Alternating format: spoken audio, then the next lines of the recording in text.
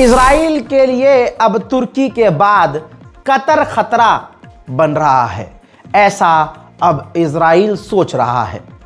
वजह है अमेरिका का एक खतरनाक कदम, जो खतरनाक इजराइल अपने लिए मान रहा है।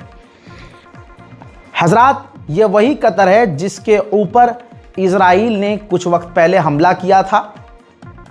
हमास के टॉप लीडरों को निशाना बनाया था। कतर इतना भड़क गया था कि अमेरिका कंट्रोल नहीं कर पा रहा था कतर पर। कतर को बहुत सारे वादे किए, हथियार देने के, साथ देने के, अलाना फलाना धमाका। शायद ये वादा भी तब किया हो। ये वादा इजराइल पर भारी पड़ रहा है। नेतन्याहू से व्हाइट हाउस के अंदर बिठाकर कतर से माफ़ी भी मंगवाई थी हमला करने के लिए, जो उसने गलती करी इजराइल ने। वो तमाम चीज़ें आपको याद हैं, लेकिन याद दिलाना ज़रूरी है क्योंकि बात बहुत बड़ी है। हजरात, तुर्की को F-35 देने की बात चल रही है। ये एक अलग खतरा है।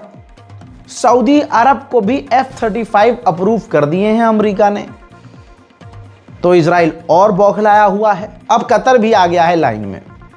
अमेरिका की डोनाल्ड ट्रंप की सरकार कतर को F-35 देने के लिए बात कर रही है, जिस पर नेतन्याहू की सरकार बौखला गई है और कतर और अमेरिका से बात कर रही है।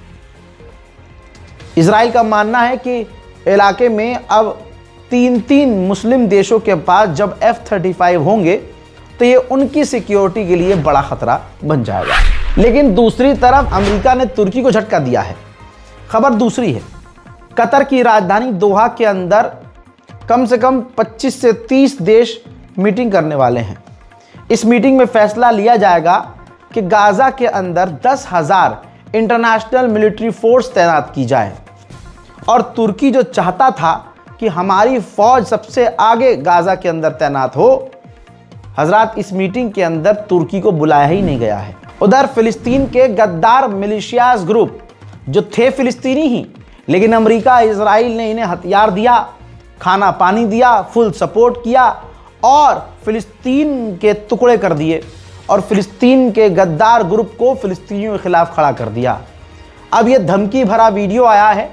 गाजा के अंदर जो मिलिशियाज हैं, फिलिस्तीनी इजरायली समर्थक ग्रुप, वो हमास को पूरी तरह से जड़ से ख़त्म करने की बात कह रहे हैं और धमकी दे रहे हैं। इजराइल ने सीज फायर तोड़ दिया है गाजा के अंदर।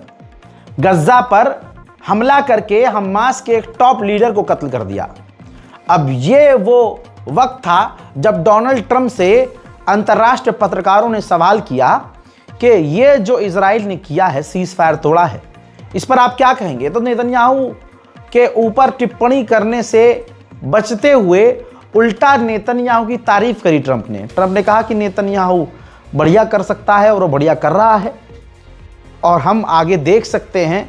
और अभी ये जो आपने सवाल किया है, इस पर अभी हम नज़र रख रहे हैं। यानी पूरी तरह से कोई भी टिप्पणी करने से डोनाल्ड ट्रंप बच गए। इससे पहले वाले अपडेट में मैंने आपको बताया था, सीक्रेट डॉक्यूमेंट से खुलासा हुआ है।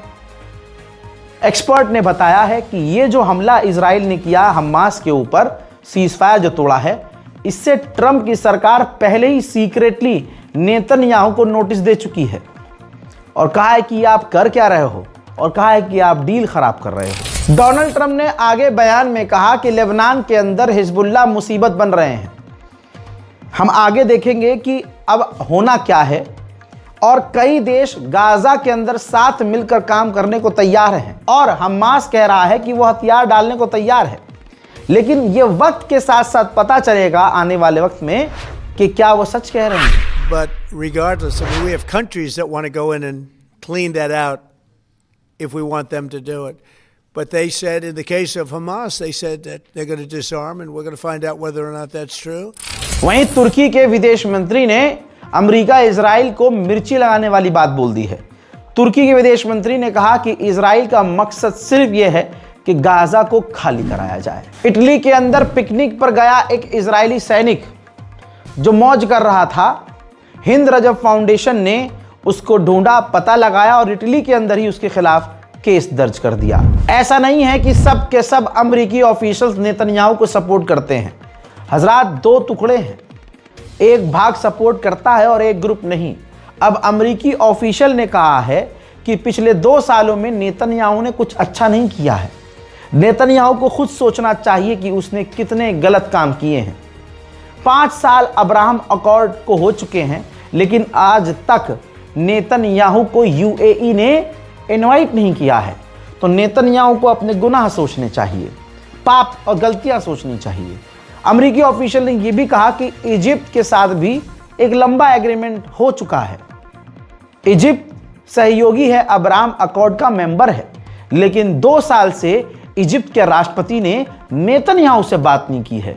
तो नेतन्याहू ने रिश्ते खराब किए हैं। उधर दोस्तों, लेबनान के फौज ने, कमांडरों ने, ये तस्वीर देखिए, बहुत सारे देशों के नेताओं से और कमांडरों से, ऑफिशियल से मुलाकात की है, जिसमें ईरानियन ऑफिशियल भी थे। और इस मीटिंग के अंदर उनको ब्रीफ किया है, उनको बताया है, एक्सप्लेन किया है कि हम हिजबुल्लाह से कैसे कैसे हथियार डलवाएंगे। सीरिया में जो हमला हुआ, जिसमें अमेरिका के 3 लोग मारे गए, 2 फौजी और 1 ट्रांसलेटर, और सीरिया के कम से कम 15 से 20 फौजी, जो हमला हुआ था अभी 3 दिन पहले।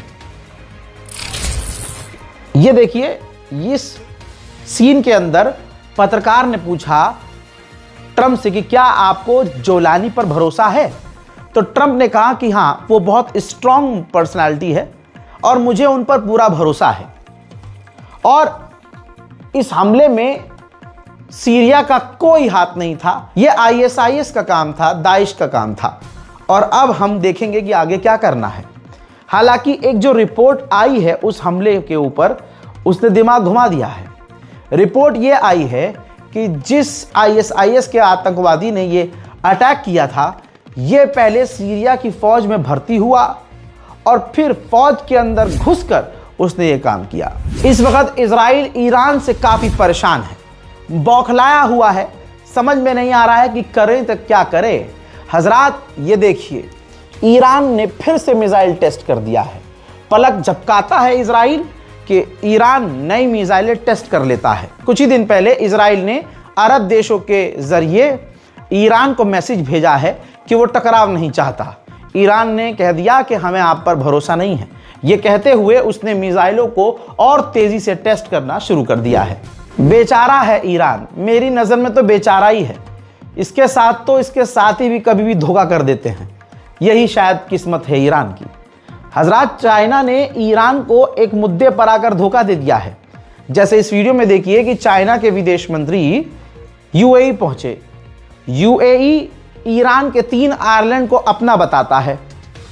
तमाम मुद्दों पर यूएई और चीन के बीच बात हुई और चाइना और यूएई ने जॉइंट स्टेटमेंट जारी कर दिया, जिसमें चाइना और यूएई ने कहा कि वो जो 3 आइलैंड हैं वो ईरान के नहीं हैं, वो यूएई के हैं और उसे ईरान को यूएई को सौंप देना चाहिए। अब दोस्त की बातें ज़्यादा बुरी लग जाती हैं। इंसान जिस पर भरोसा करता है वो जब खिलाफ बोल दे तो दिल ज़्यादा दुखता है। गैर बोल के चला जाए, घंटा कोई फ़र्क नहीं पड़ता। अब ईरान भड़क गया है। ईरान ने चाइना और यूएई के इस बयान की कठोर निंदा की है।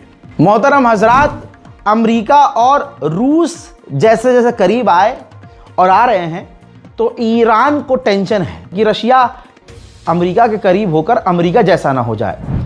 तो देखिए, रशिया के विदेश मंत्री का एक खास इंटरव्यू है, उसमें इन्होंने ईरानियन चैनल से बात करते हुए कहा कि जब से सोवियत संघ टूटा है ना, रशिया ने कभी किसी देश को, दोस्त को धोखा नहीं दिया है। हमारे रिश्ते बेहतर हुए हैं अमेरिका से, बट हम ईरान का साथ कभी नहीं छोड़ेंगे। हम न सीरिया के जोलानी के साथ अभी तक हमने डील की है, न हमने ईरान के खिलाफ कोई काम किया है। ईरान से एक बड़ा अपडेट देना चाहता हूं। ईरान के एयरफोर्स के कमांडर बदल दिए गए हैं। अब उनका नाम है जनरल इल्हामी। आपके सामने जिन्होंने ये चश्मा पहना हुआ है, ये ब्रिगेडियर जनरल इल्हामी हैं, जो कि अब commander of Iran air defence force बन चुके हैं। उधर ईरान में एक खौफनाक हादसा हो गया। नतंज के इलाके में एक यात्री बस तेज रफ्तार से चल रही थी, पलट गई। कई बार जब वो बस पलटी, हादसा बड़ा हुआ। बीच हाईवे पर यह हादसा हुआ। इस हादसे में 13 से 14 ईरानियों की मौके पर ही मौत हो गई है। ईरान के एटॉमिक रिसर्च के हेड ने कहा है कि IAEA हमसे कोई ऐसी डिमांड नहीं कर सकता कि जिन जिन जगह पर हमारे यहाँ हमला हुआ है हम IAEA को उसका एक्सेस दे दें, क्योंकि हमारे ऊपर जो इजराइल ने, अमेरिका ने हमला किया, IAEA ने उसकी निंदा नहीं की है। वहीं ईरान के विदेश मंत्री अचानक से बेलारूस पहुंच गए। बेलारूस के राष्ट्रपति लुकाशेंको से मुलाकात की है। ब्रिटेन और नीदरलैंड के बीच एक एयरलाइंस चलती है, जेट ब्लू एयरलाइंस। उन्होंने बताया है कि हमारा एक कमर्शियल जहाज, पैसेंजर विमान वेनेजुएला के करीब अमेरिका के एक मिलिट्री जहाज से टकराने वाला था, जो बाल बाल बच गया। UAE और सऊदी अरब के दौरे के बाद अचानक से चीन के विदेश मंत्री जॉर्डन पहुंच गए। जॉर्डन के किंग से मुलाकात की है। कहा जा रहा है कि हमारे पसंदीदा प्रधानमंत्री मोदी जी वहीं हैं, और कहा जा रहा है कि वहाँ ऑब्वियसली जब वहाँ मोदी जी हैं तो चाइना के विदेश मंत्री की मुलाकात भारत के प्रधानमंत्री से भी हो सकती है। वहीं सूडान के अंदर जो गंद मचाया है UAE ने, उसके बाद सूडान के आर्मी चीफ को मोहम्मद बिन सलमान ने सऊदी अरब बुलाया है और उनसे मुलाकात की है, हालात को समझा है, और कहा जा रहा है कि सऊदी अरब सूडान के ऑफिशियल फौज को सपोर्ट कर रहा है। ईरान की तरह 2025 में सऊदी अरब ने भी एक साल के अंदर 340 लोगों को फांसी की सजा सुनाई है और कत्ल कर दिया है। हजरात, कहा जा रहा है कि सऊदी अरब के इतिहास में यह एक बड़ा नंबर है ईरान की तरह, जिसके अंदर एक साल में उसने 340 लोगों को लटका दिया है। एक चाइना के ही व्यक्ति ने, जो वीगर मुसलमान हैं चाइना के अंदर, उनके कैंप के अंदर जाकर वीडियो बनाया था, और जो चाइनीज जो वीगर मुसलमान हैं उनके हालात को कैमरे में रिकॉर्ड किया था, और अमेरिका जाकर उसने पत्रकारों को, न्यूज एजेंसीज को वीगर मुसलमानों की उन हालात की वीडियोस को शेयर कर दिया था, जिससे चाइना को पूरी दुनिया से गालियां पड़ी थी। अब सुनिए, अमेरिका उसी चाइनीज नागरिक को अमेरिका से ही निकाल कर चाइना फेंकने वाला है। अब आप जानते हैं चाइना उस आदमी का फिर क्या ही करेगा। हजरात, मिडिल ईस्ट स्पेशल रिपोर्ट में फिलहाल के लिए इतना ही। चैनल को सब्सक्राइब जरूर कीजिएगा। गाजा फिलिस्तीन की मदद के लिए जरूर आगे आइए। इस बार कोड का इस्तेमाल कीजिए ताकि गाजा और फिलिस्तीन में थोड़ा थोड़ा हम जो सोच रहे हैं करने के लिए वो करते रहें। कुछ नहीं कर सकते तो कम से कम दुआ कीजिए पूरी दुनिया के मुसलमानों के लिए, उम्मत के लिए, अपने मुल्क में शांति और अमन के लिए। मैं हूं रजा और आप देख रहे थे रजाग्राफी अनस्क्रिप्टेड। जय हिंद।